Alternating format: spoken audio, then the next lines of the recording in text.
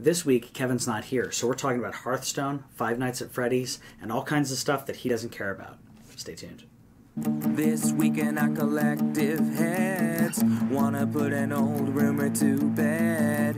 Stereotype that you've all heard, how we're all just angry video game nerds. Most of us have actual jobs, kids and families and cats and dogs, yeah. This week in our collective heads, this week in our collective heads. Welcome to This Week in Our Collective Heads. I'm Patrick, and I'm giving you the gaming news like we do every single week. Kevin, unfortunately, is not available today, but we're still here doing gaming news. We want to keep this going as long as we can.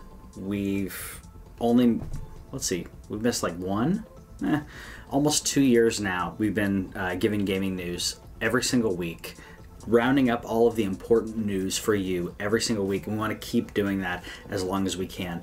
And this week had a lot of news. Unfortunately, Kevin not being here is kind of weird on a week where we have a ton of news, but that lets me talk more and not have to listen to Kevin too much. Now I can give you the news. I can give you the details on everything in a brief way, hopefully brief, and not ramble too much. But you know, I'm gonna ramble.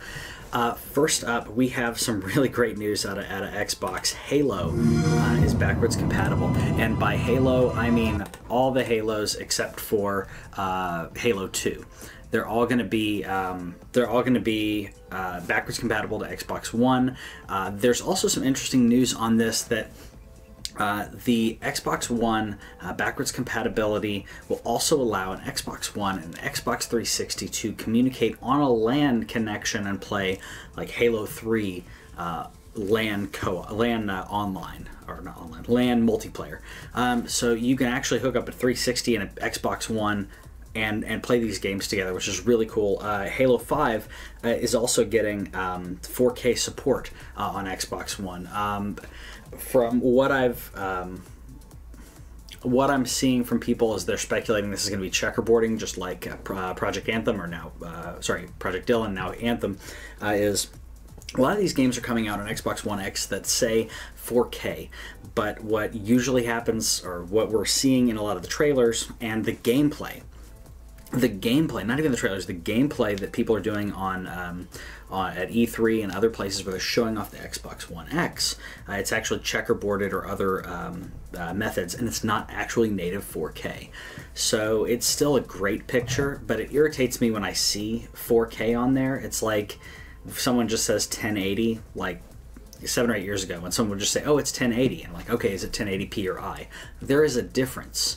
1080p and 1080i is a huge difference in, and when I see 4K, I feel the same way. I want to know, is it actually native? And I want to actually know that. I don't want someone to say, oh yeah, it's native. I really want to know, is it native? Up next we have StarCraft.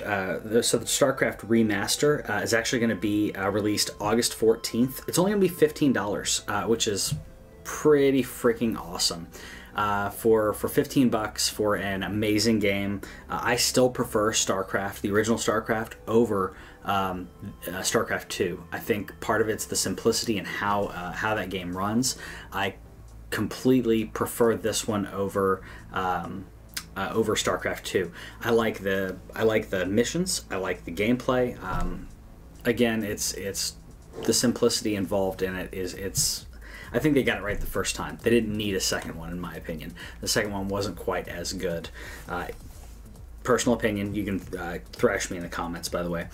More Xbox news that I forgot to mention back when we were talking about Xbox. Xbox is also adding gifting, or they're going to be adding gifting, coming soon-ish. So if you're not familiar with this concept, PC, if you're on Steam, you can buy something on Steam and then gift it to another player. So let's say you have a specific friend that you really wanted to give a gift for their birthday.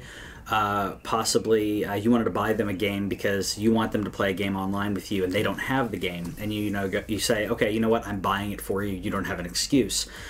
You'll be able to go onto your Xbox, purchase the game and choose it as a gift, and then send it. It'll go into their catalog. It'll show up as one of their owned games digitally, which is fantastic. To be able to do that and surprise someone, maybe get someone to play online, like I said, or certain games that you just tell people you have to play this, and they keep making excuses about it. If you just buy it for them, they'll have less of an excuse at that point. Sure, time is valuable, time is money, but it's really cool to do that. Steam has been able to do that for quite a while, and for Xbox to be able to do that, it's really cool.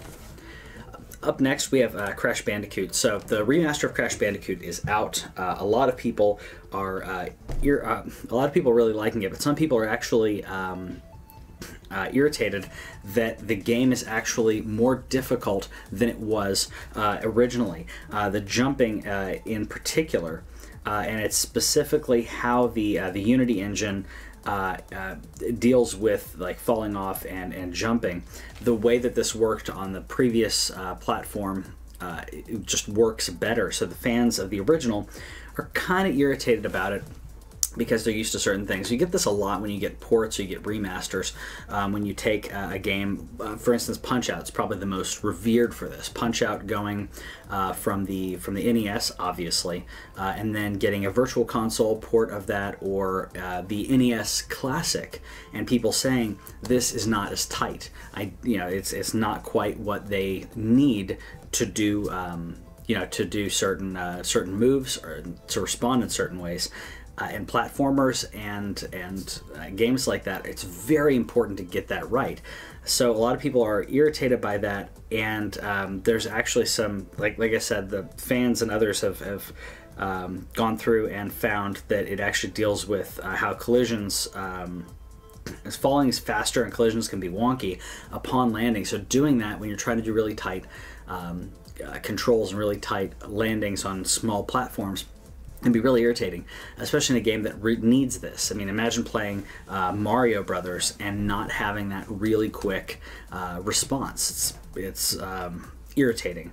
So far, most of the people that I've seen really enjoyed the remaster, though. But let me know if you're playing the remaster, what you think of it. I know our friend Houston is playing it because he never got to play Crash, so shout out to Houston on that.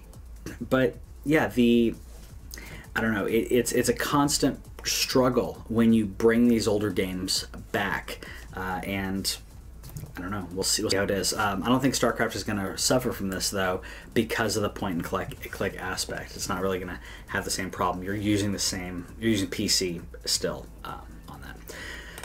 So Hearthstone had a couple things in the news recently. The classic expansions for Hearthstone are returning to the store, which is great. If you're playing Wild and you didn't get to play some of these, that's fantastic, because some of the archetypes or some of the cards in there are really cool. And if you didn't get a chance to get them before, you'll be able to get them now, which I think is really cool. I don't play a lot of Wild personally. Just like Magic the Gathering, I didn't play a lot of like Legacy, and I played a little bit of Modern. But Wild is the set. If you haven't played Hearthstone, Wild is the setting that the bracket that anyone can use any cards from any sets. It is Wild. You get very interesting interactions, very interesting synergy in that you don't get in Standard, and the normal ranking and brackets for Hearthstone. You're specifically playing with the latest expansions, and what that allows for is a more controlled meta. You know kind of what you're going to go up against, and it controls certain interactions that may be overpowered. So to each their own. I think it's really cool that they're allowing this, because people who maybe they picked up Hearthstone in the past 6 months and they want to get into Wild, and they see these cards they don't have ability to get. So I think that's really cool if they do that. Some people online were discussing this and saying that they wished that Hearthstone would add the ability to trade cards. I think that's a horrible idea. And the reason that I think it's a horrible idea to be able to trade cards like that is you're going to open up a secondary market. You're going to open up a secondary market where people are going to buy them with real money. And at that point, it's going to become pay to win. I would prefer it to stay the way it is, where they can control this environment. If Hearthstone did not have a way to get packs for free, earn gold and to be able to get new cards for free, I would have a different stance on this. If you had to purchase every single pack, I would say no, open that secondary market, open the floodgates, let people price whatever they want. I mentioned Magic the Gathering before because in Magic the Gathering you have to pay for every single pack that you get, or you buy them individually. So if I'm getting cards for free, I don't want an option to purchase them with real money because, like I said, it creates that play to win. You have people who are now open to play Hearthstone and not have to pay money and enjoy it. They can pay money if they want. The whales are going to be out there. The whales are going to spend money. But I don't want it to open the floodgates where those people, instead of giving Blizzard money, can give people on the secondary market money when others are not able to do that. So one thing I like about Hearthstone as opposed to Magic the Gathering is it's so inclusive. It doesn't matter what your budget is. You can play. You can play Hearthstone, at least in the first, probably 10 ranks. You can play for free without having any problems. After that, it's gonna take some grinding to get the right cards, but it's still inclusive. It still allows anyone to jump in and play, as opposed to having to drop down $100 or $200 for something that will compete in a tournament, which is how Magic the Gathering can be if you're buying the cards individually. More Hearthstone news, though.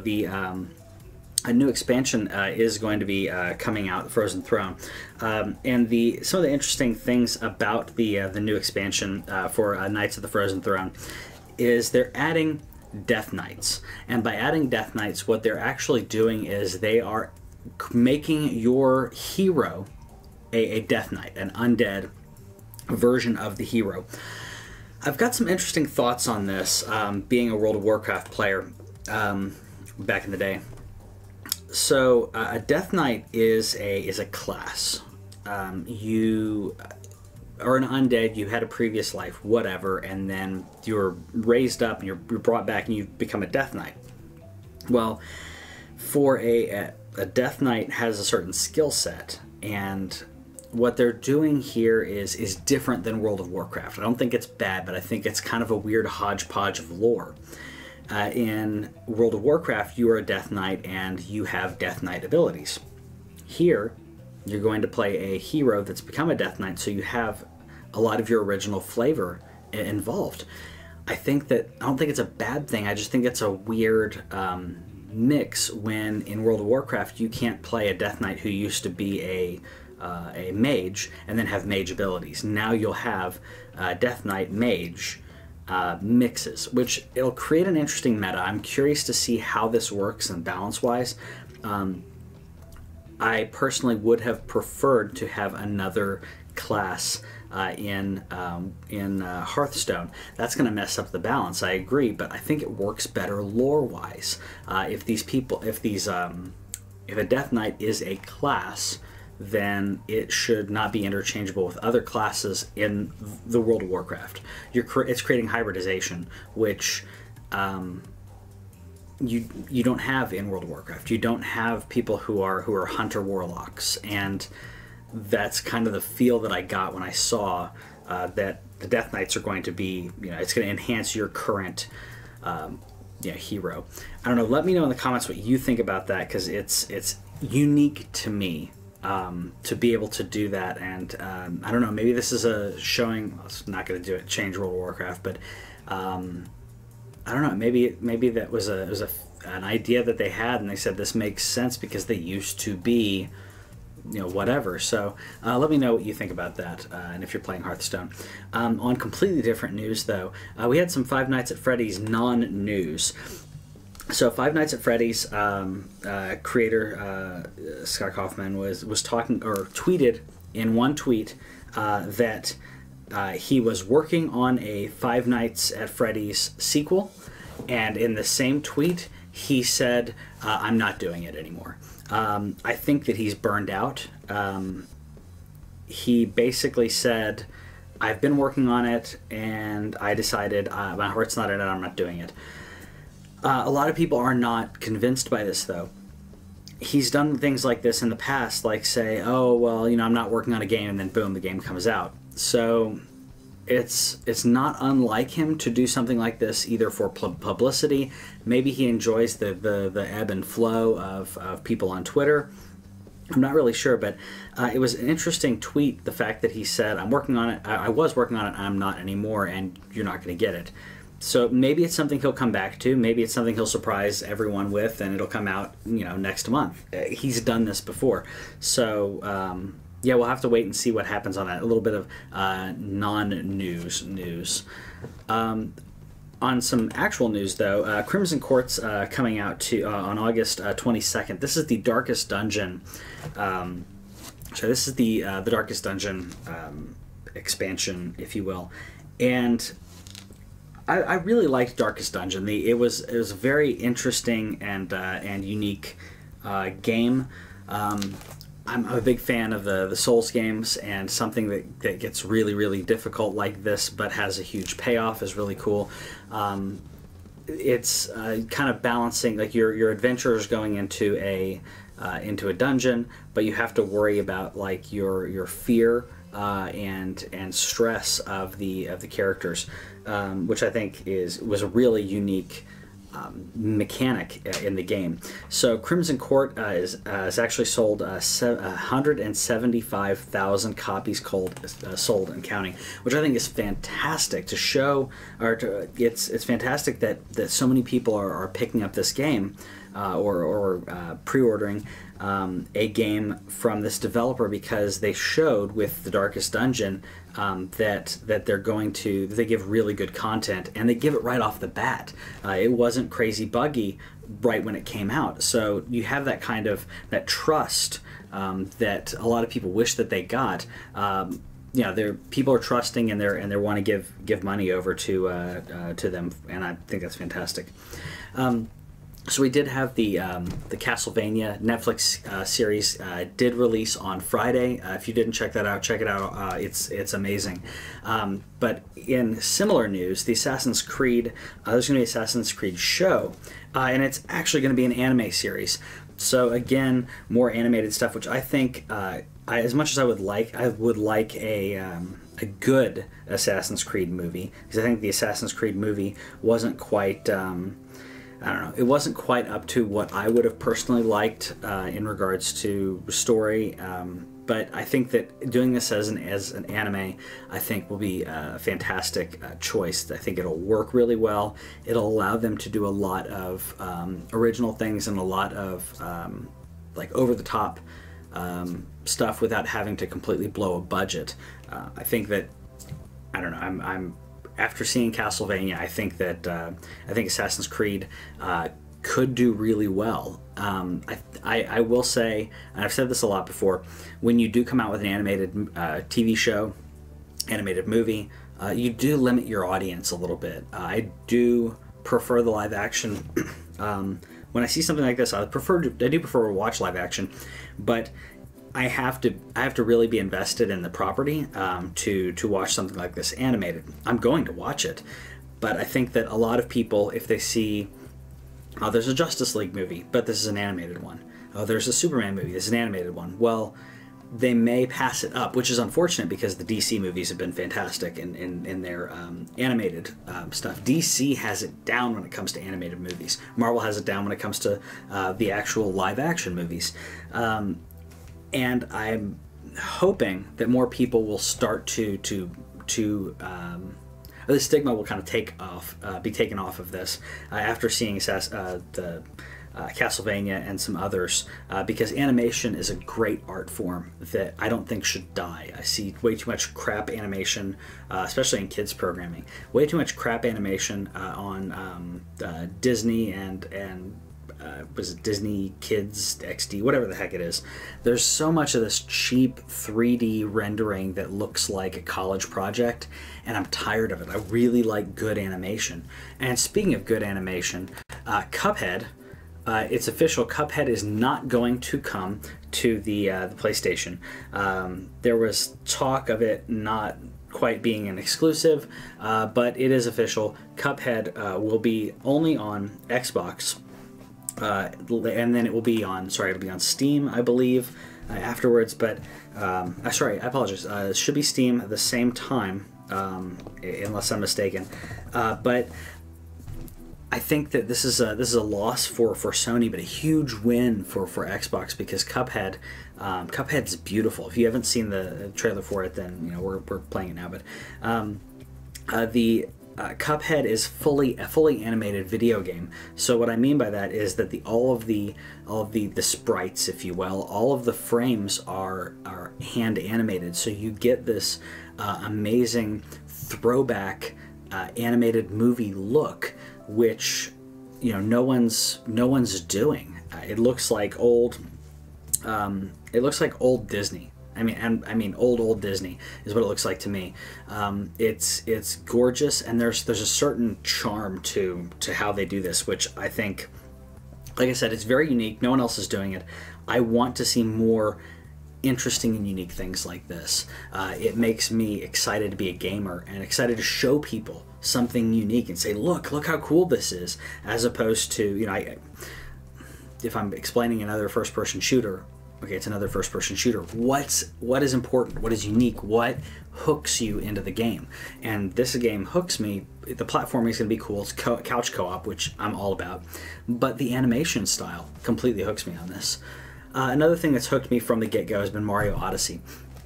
I got my Switch. I'm happy with it. I love it. I'm playing Zelda and Minecraft, and I would say that the Mario Kart on the Switch is amazing. It's the same Mario Kart from Wii U, but ported over. The portability of that, being able to take it other places, is great. Anyways, enough of my rant about the Switch. I love my Switch, and Mario Odyssey is one of the must-have titles for the Nintendo Switch. In my opinion, it is the first exclusive game for the Switch that it's a system seller. Legend of Zelda was a system seller, but if you had a Wii U, you could just get it on Wii U. This game is going to be amazing. That being said, interesting news coming out this week was that Nintendo said that there is no game over screen in Super Mario Odyssey. You collect coins like Mario does, and if you die or you fall into a pit, whatever happens, you'll be thrown out of it and you'll lose some coins. If you go down to 0 coins, you will not get a game over. You'll still go back to either a checkpoint or however they want to do it, but they're not going to do an actual game over screen, which I think is interesting. I think the meta, people are still going to find ways to play the game where they're like, oh, this is how I want to play it. It's like it's a no. If they want to play it where they never get down to 0 coins or they never lose any coins, someone's going to do that. They're going to play throughs of that. But the game itself not having a game over, a lot of people are worried that's going to make it too easy. I don't think it'll make it too easy. Dark Souls doesn't have a game over screen. It throws you back to a checkpoint and you have to continue. And that's one of the hardest games on the planet. And it does not have a game over screen. So I don't think that it necessarily means the game is going to be too easy. But I think it will be more forgiving, because a lot of younger players, they don't want huge setbacks, and they want to, younger players, casual gamers, they want to plug in and play. They want to just jump in and have fun. And if you keep hitting a wall, and not only hitting a wall, but you keep getting thrown back where you have to replay a bunch, it's really deterring for a lot of people. Mario was pretty hardcore to begin with, but Mario has been inclusive to all players. The first couple levels of Mario are kind of difficult, but even younger players. I mean, I played it when I was a kid. A lot of people play this when they're really young, but Mario should be challenging. Mario should not be insanely difficult. It should be fun and challenging, but it should not make you want to break your controller and throw your Switch through a window. So I'm okay with this. I'm curious to see how it's going to run, how it's going to actually work in play. But I think it's good news overall. Speaking of Nintendo, Splatoon 2, Splatoon 2 is getting a compatibility with a Nintendo Switch Online app, which allows for voice chat and all of that, which they were talking about possibly not being able to do.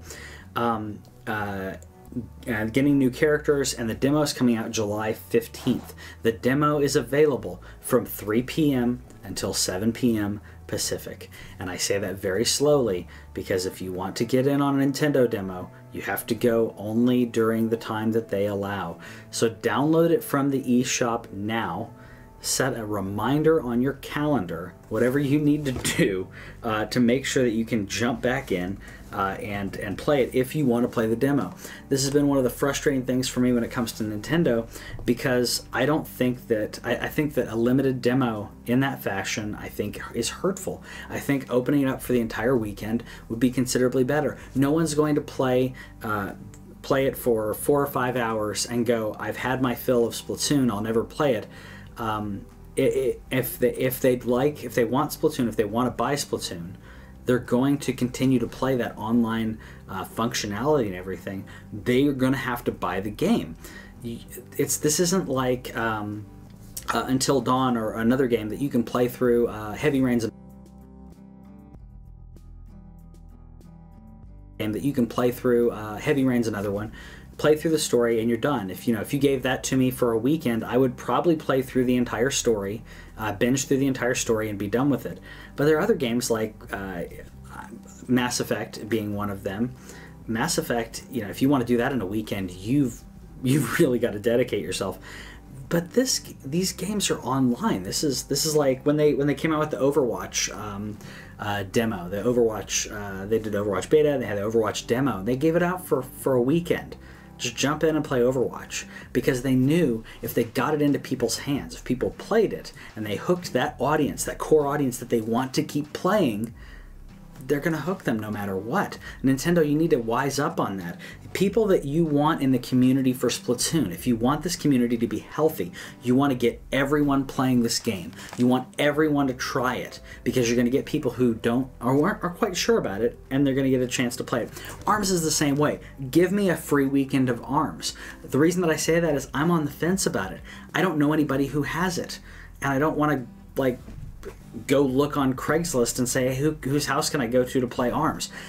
I want to try ARMS. I'm curious, but I'm not going to spend $60 on the title for what could be glorified Wii boxing. I've heard it's better. Guys, let me know in the comments, because I've heard other people tell me, but it hasn't hooked me. Splatoon 2 is the same way.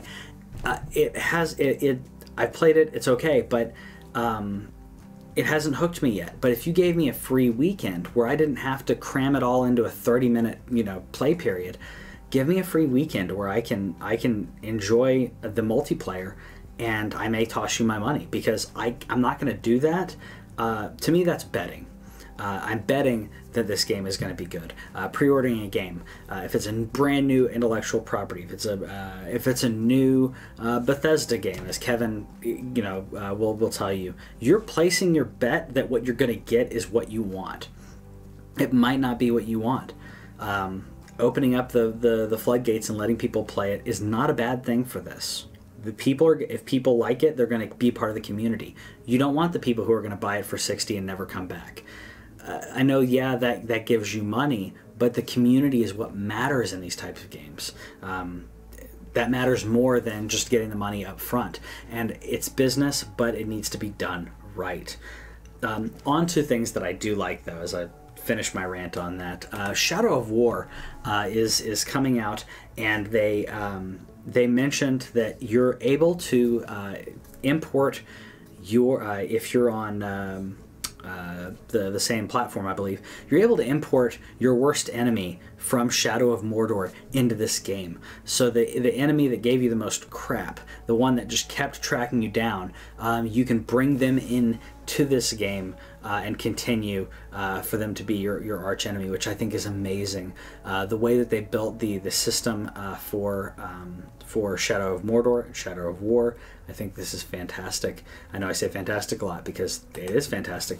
If you're not familiar with the Nemesis system, it's the system that they used in Shadow of Mordor and Shadow of War. And what it is there are key orcs or orcs in the game that they're chiefs, and they can rise in rank depending on what they do in the game. And if you fight them, but you don't decapitate them. If you fight them, you throw them off a cliff, like I did, thinking it would be okay. They survive. They come back with scars. If you burn one of them, he'll come back with scars. You'll find him again.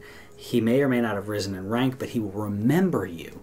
And I think that was one of the coolest things about Shadow of Mordor. It had a lot of great things going on, but the fact that I would be playing and run into the same NPC again, and he remembered me. It wasn't just this nameless interaction.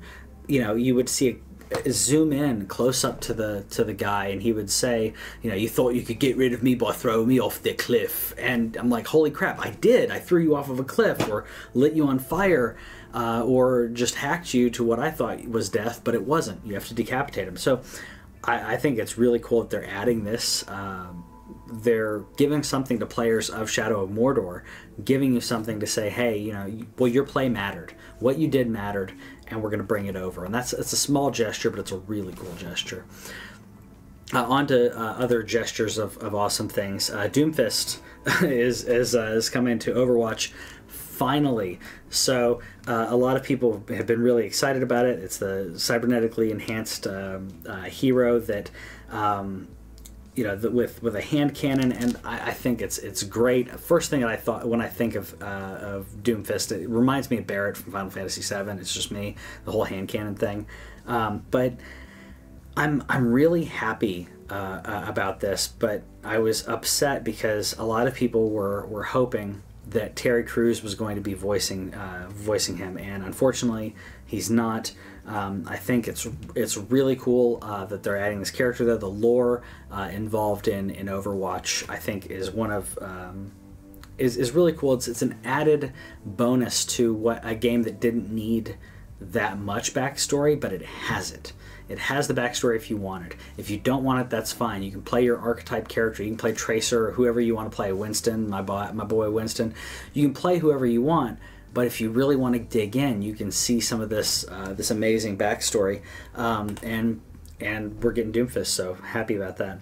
Also happy about Horizon Zero Dawn is adding a New Game Plus functionality, also adding more face paint options, ultra hard difficulty, which is fantastic. I'm sorry I keep saying fantastic. It's wonderful. This game is amazing. It's beautiful. The gameplay is amazing. The gameplay on this is just tight enough to you know, where you're not. It's not too loose where you feel like, you know, you could, you know, dying is someone else's fault.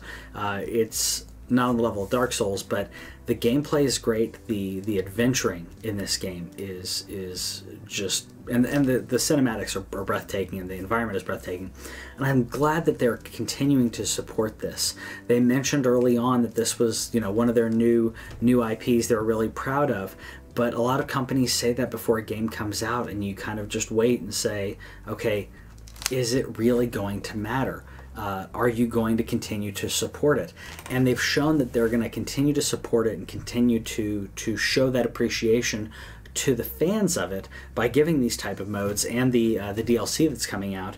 I think it's great. I mean, Aloy's a great character. I'm glad we're getting this love for her.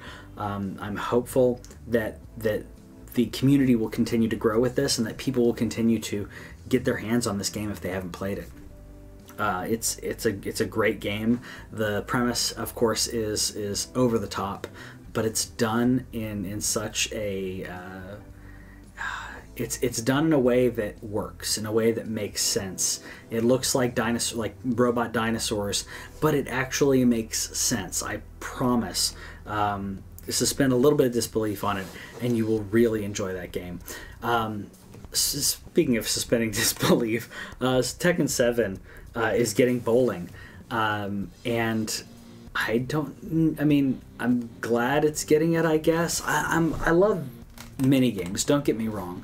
I love mini games, but when I see things like this, it makes me wonder just why. I know bowling was in one of the other Tekken games. I'm not a big Tekken fan. I play it. I play it every now and then, but it's not a series that I follow real closely. But it's interesting to me seeing bowling pop up in this, and it's not, you know, it's not an MMO, it's not an RPG. I mean, throwing bowling into, you know, Grand Theft Auto 4 makes sense. It's something else for you to do in a living, breathing city. It's interesting in these type of environments. I heard bowling was really fun in the other Tekken games. It's kind of unique to me to throw it into a fighter, but let me know if you played Tekken bowling, if you played bowling in a Tekken game previously, or other strange mini games that you didn't think would work that somehow worked. Last two bits of news. PlayStation Now is adding PS4 games, which is great. The PlayStation Now is the subscription model that you can subscribe to that and play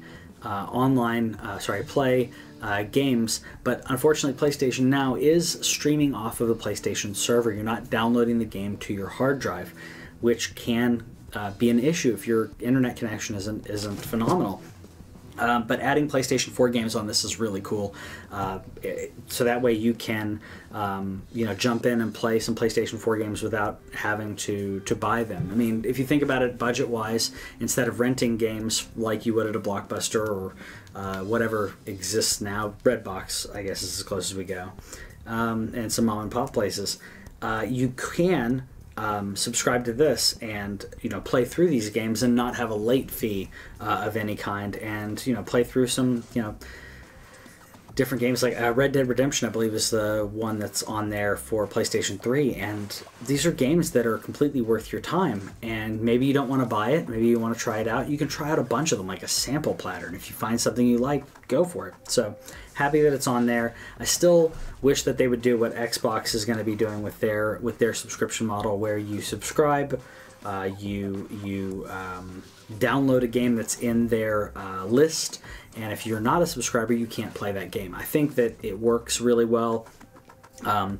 Recently, I was playing Dark Souls on my Xbox One.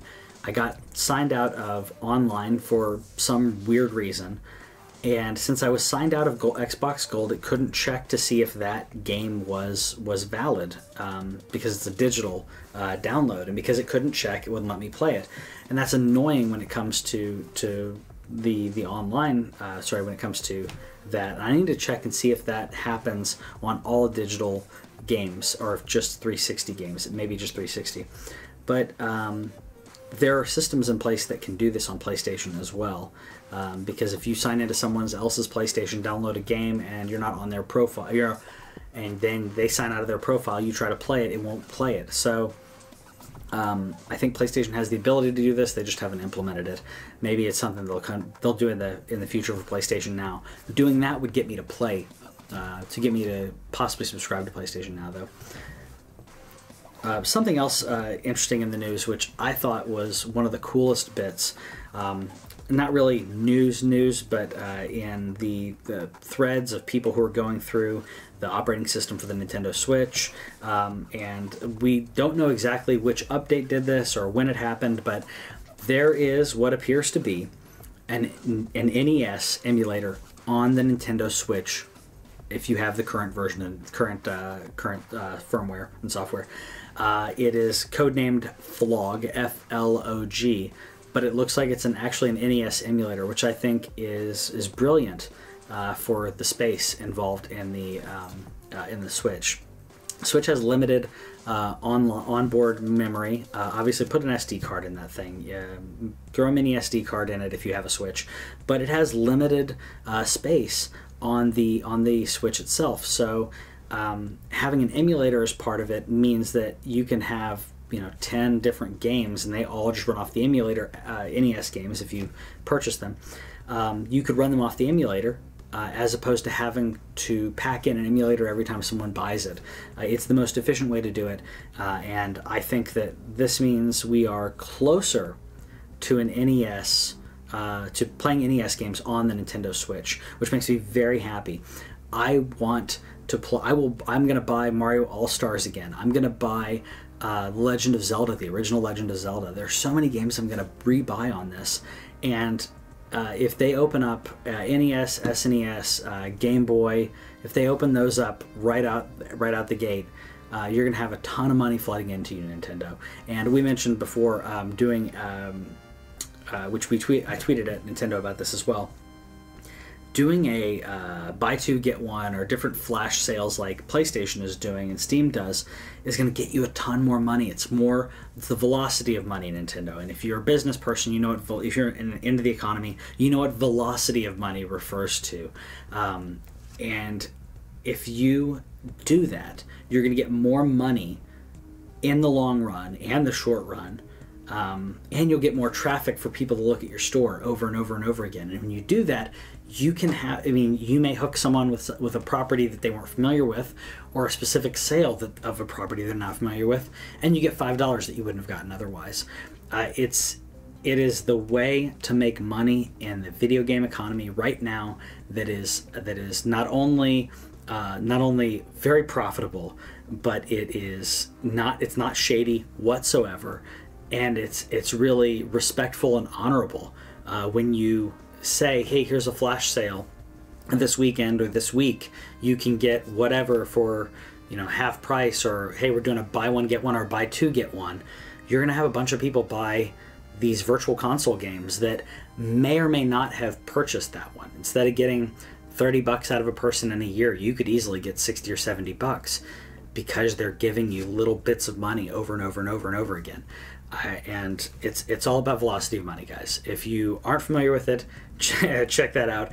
And if you're not subscribed already, subscribe to us here on YouTube, and let us know in the comments what you think about the Nintendo Switch, the backwards compatibility for the Virtual Console and that, and Doomfist finally coming out.